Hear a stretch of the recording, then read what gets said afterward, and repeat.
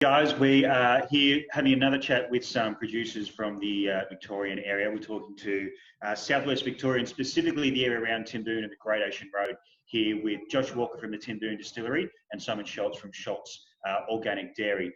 Now, guys, it's been a bit of a year. I think we probably don't need to go over that. I'm a big fan of getting rid of the word unprecedented. I think that's been said enough. So we might just swap that word out for whiskey for the rest of this chat. So it's definitely been whiskey times in the past sort of 6 to 8 months, with bushfires and then COVID and restrictions and all that sort of thing. And I know it's such a beautiful part of the world there. You guys rely so heavily on tourism and passing trade.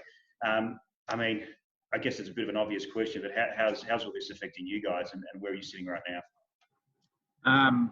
Yeah, Scotty, it's unbelievable, really. A month ago we were trading really well and looking forward to a big Easter. Easter's normally our biggest weekend of the year here in Timboon, so huge trading, and to have all the stalls packed up and 25 staff laid off, it's pretty amazing to be in this situation. But we have been able to turn it around a little bit and trying to make something out of nothing.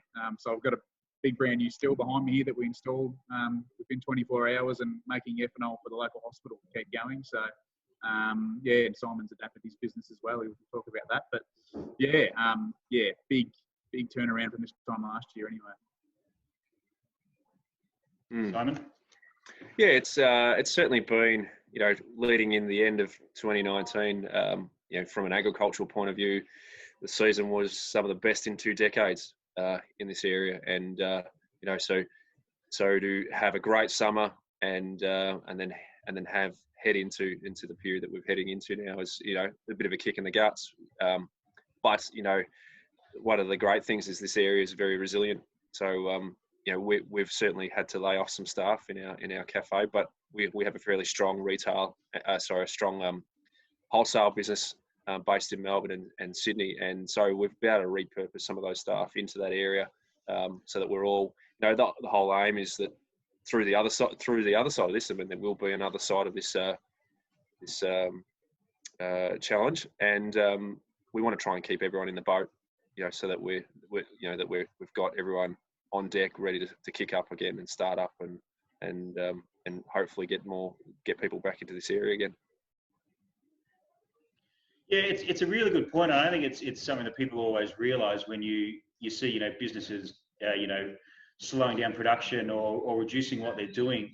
Keeping staff is obviously very difficult, and in regional areas it's even more difficult because these people that are getting laid off, where do they go? There's not always jobs in the town like there might be in a city. So I mean, how have you guys been trying to? Obviously, you mentioned putting them into another side of the business, but how do you try and keep people in the area and keep the region ticking over? Well, we've been a little bit lucky at Timboon, at the distillery, I should say. We have been able to employ 6 staff back on with the ethanol production for the hospital. It's not ideal, but it's better than nothing. And a couple of our staff they're partners, so they've both been laid off out of the business. So it's been good to get at least one partner back in and get some income going. We've also tried to chase down some export orders as well. So we've been able to secure 2 export orders overseas. So which has been good to get some revenue coming through as well, which has created some bottling and created some packaging work.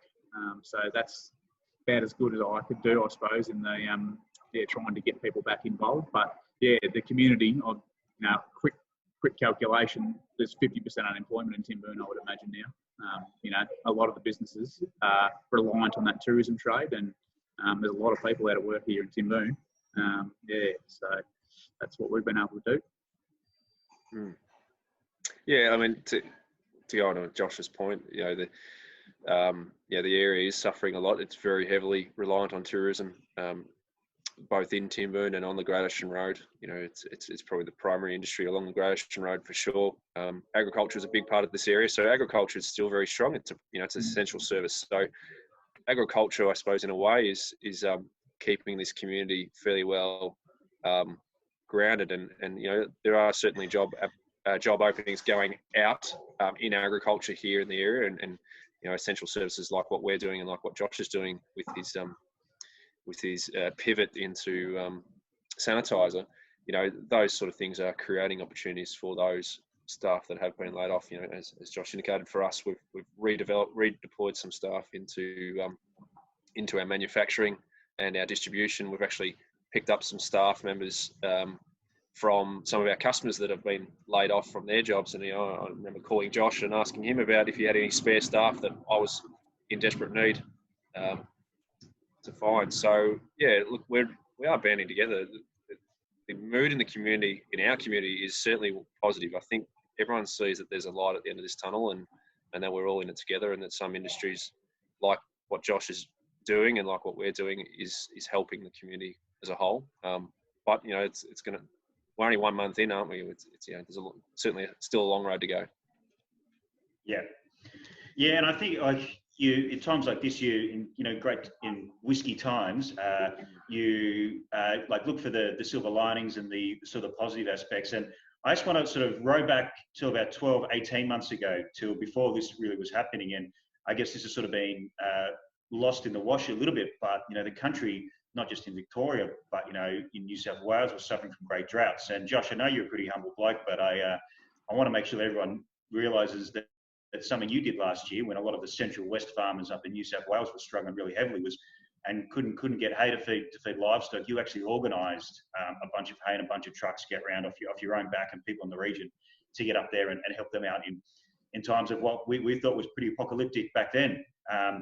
So I mean, I think the region of Timboon itself, that resilience and that community spirit, which is a bit of a trait of the region.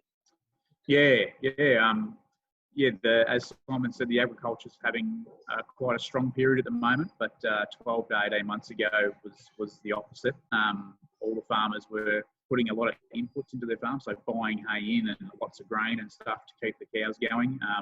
And I went around and sourced as much hay as I could to send up to central New South Wales, where it was literally, do or die. And I suppose it's in regional communities, it's great that farmers are able to, even in times when they're struggling a little bit, find 10 bales or 20 bales or half a load of hay, and I was able to just organise it and pull it together. So it's great being part of a regional community that's adaptive and used to a little bit of adversity, I suppose. So it's good to be in a positive environment. I guess the one thing we can all agree on, whether you live in a regional area or in a metro area, is the one thing we need every day is farmers. Whether you're eating or drinking, everything you have comes from the ground. Yep. So, I mean, 3 times a day. Yeah, bloody oath. But, and maybe more if you go out for a few drinks afterwards. So I mean, we don't need to talk any more about what we've been through. Let's talk about what's coming ahead. Obviously, there was big campaigns to get back out to regional areas once the fires were under control, just to pump some money back into the economy. And now everyone's saying, stay at home, and we don't know exactly when we're going to have a chance to come back out. But I think from your guys' point of view, is that the key message? Let's try and get people out there as soon as possible that's safe to do so. Yeah, I've already spoken to the local shire here, which are really good with small business, and I've just stressed the importance that as soon as it's legally available to reopen the 12 Apostles, we have to jump on it straight away. If it's in some sort of limited capacity, we just have to reopen up our major attraction here that brings people to the area, because I think people will be itchy to get out and about once they're allowed to. And if that national park stays closed for longer than it needs to be, that'll affect all of us here. So I think, being proactive and just not pushing and trying to be overzealous in any way. But I think we're right on the front foot coming out of this. Businesses will benefit, people will be employed quicker. It'll benefit everyone. So trying to look ahead of the game a little bit. Just tried to stress the urgency of that 12 Apostles, the big three in Australia, being open as soon as it can.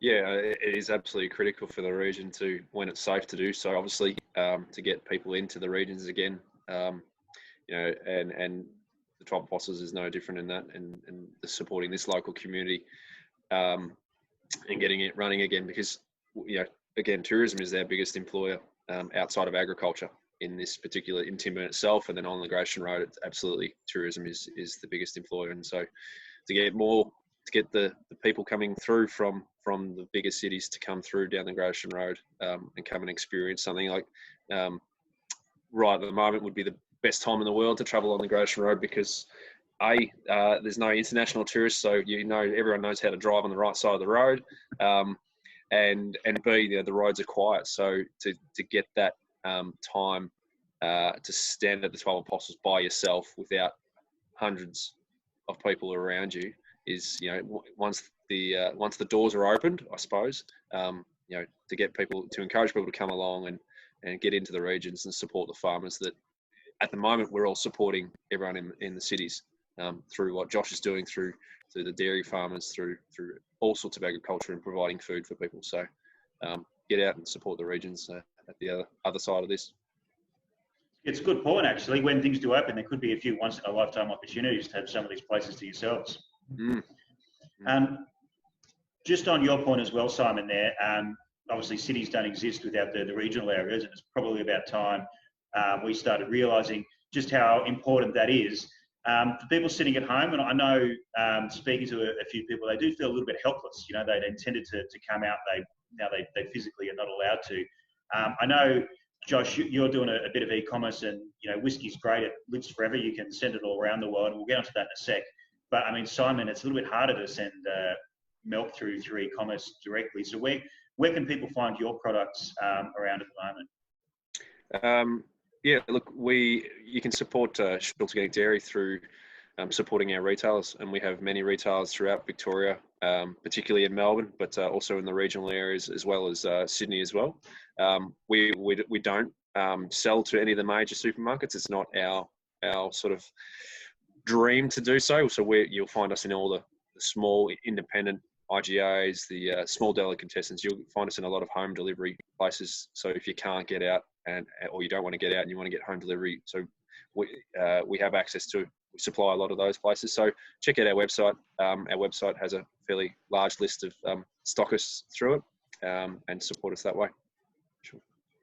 And it's not just helping out because we want to.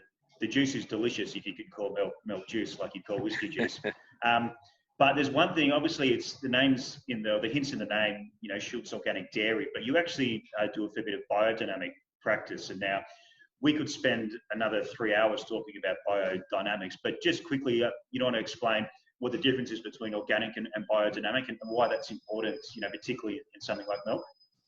Yeah, so biodynamics, when we've been certified or biodynamic since 1972, we changed to organics in 15, 20 years ago, just because people still didn't understand biodynamics. So we still use some of those old biodynamic principles, but the difference is, organics and biodynamics don't use synthetic fertilizers. They don't use synthetic insecticides, pesticides, and all that range of things. So everything we do is what we believe is the way nature intended it, without any synthetic external influence on the soil. So organic biodynamic farming is really about the soil, and then it's about the animals afterwards. And biodynamics is probably an enhanced version of organics. It has a few more restrictions in terms of external inputs and the way certain things are done. There's some planting by the way the moon is, whether it's full moon or waning moon, waxing. So yeah, it's a little bit different that way. We still use have used some of the 505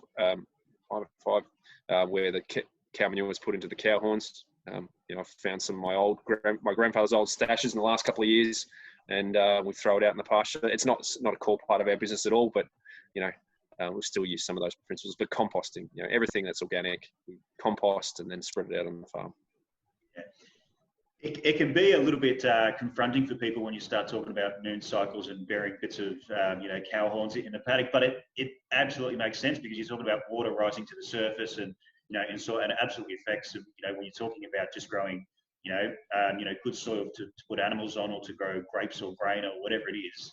100% it makes a difference, and it's not easy. It's far easier to just go and throw some pesticides and things over the top and sort it out. But I think if you, from my point of view, doesn't matter what the end result is, you put them side by side, you can tell the difference in flavour and in quality.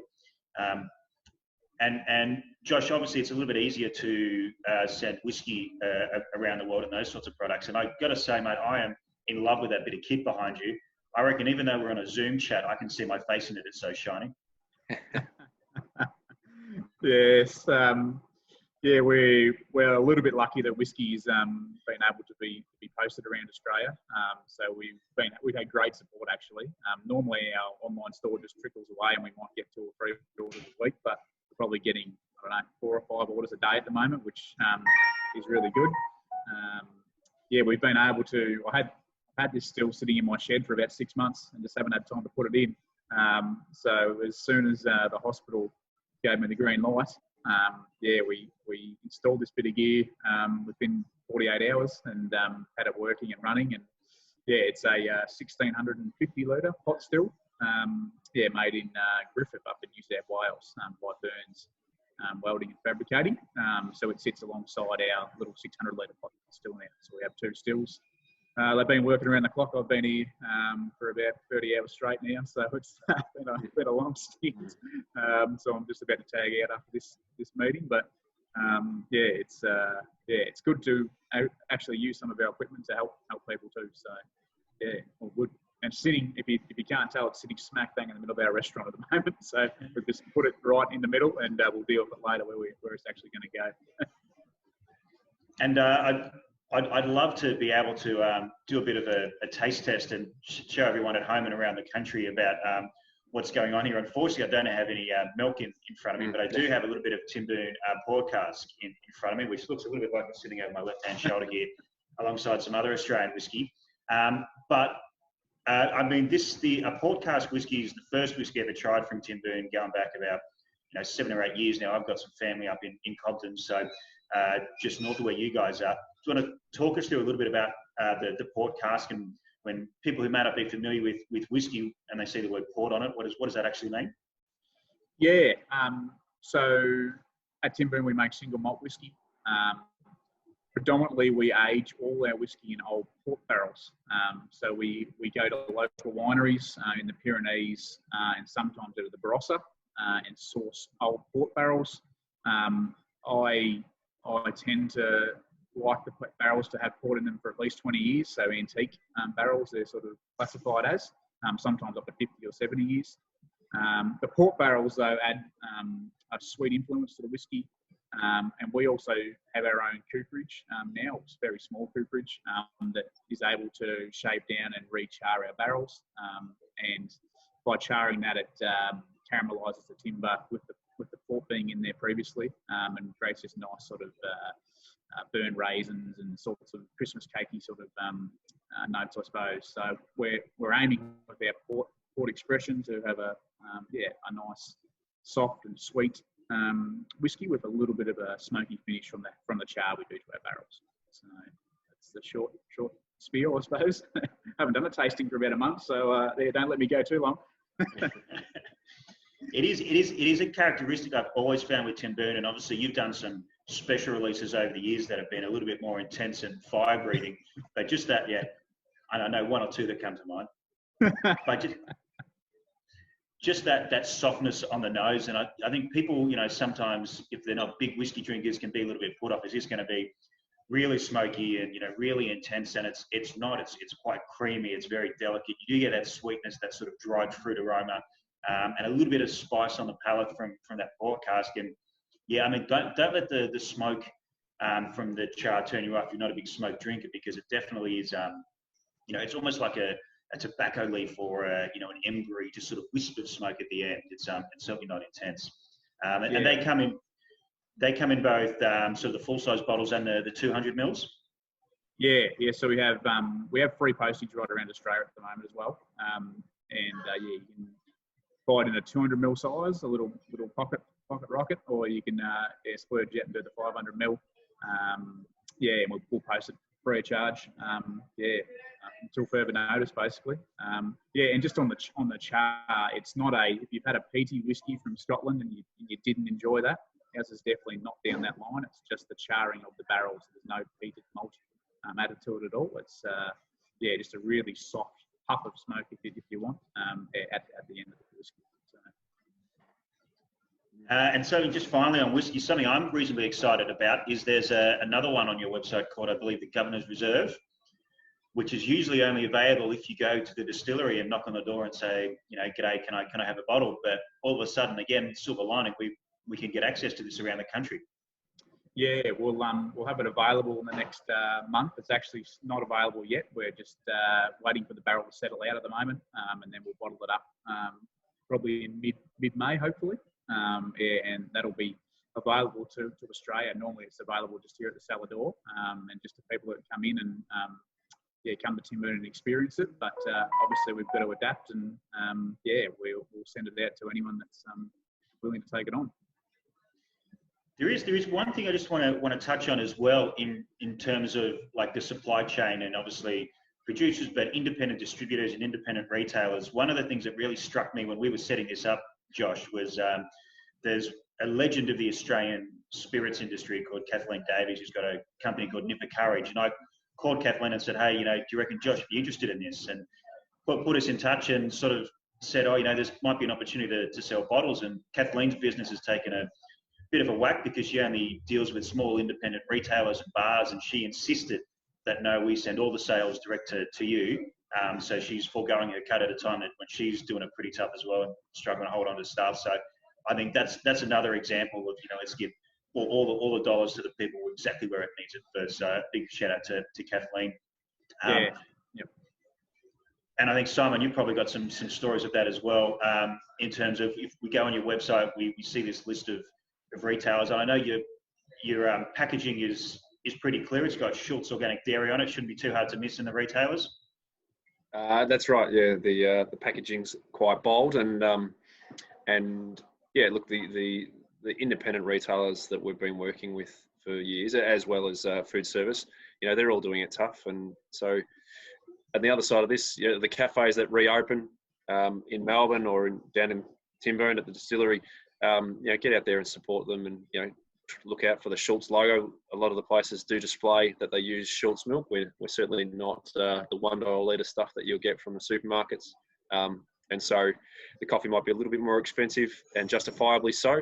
But go out and support them and support the independent retailers, because the independent retailers are mum and dad businesses. They often employ their employment tends to be much higher than that of the Coles and Woolworths that use quite finite resource for it's all about efficiency for them and profit, whereas small business tends to have higher costs and then also employ more people because of it. So get out there and support the independent farmers, independent cafes, and independent retailers for sure. Go to the 12 Apostle Food Artisan website or Google 12 Apostle Artisans or Timboon, and you'll find a lot of these producers that are all suffering, like Josh and myself, from what's happening with COVID-19. So get out there and support all those local businesses, because every dollar in the regions helps.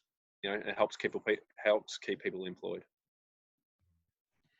And what I do really love about these Zoom chats, which we don't get to do when we're sitting in a bar together, all of us, is you get a bit of the atmosphere. I love chatting from a distillery, and there's the odd tractor going past out the back. I like a bit of that atmosphere noise. Yeah, I've got someone chainsawing a tree just next door here, so apologies for the chainsaw cutting in and out every now and then. Yeah, it certainly makes it all authentic, doesn't it? The getting moved out to the regions for sure. And every dollar spent either directly through the Timboon website or through a retailer goes into these guys' pockets. It helps them keep people employed, helps keep the grocery stores employed, and all that sort of stuff. So, lads, look, a really big thank you for everything you've done, not just in the past sort of 12, 18 months, but in the past 20, 30 years with keeping us drinking the good stuff. It's time that I think everyone sort of pulled out and gave a little bit back. certainly if you're stuck in isolation, don't go too crazy drinking alcohol, but drink less, but drink better. And I think that through places like Timboon is an excellent way to do that. So, Les, thank you very much. Appreciate it. Thanks, Scotty. Thanks, Done Scott. well. Yeah, thanks, Scott. Thank you very much.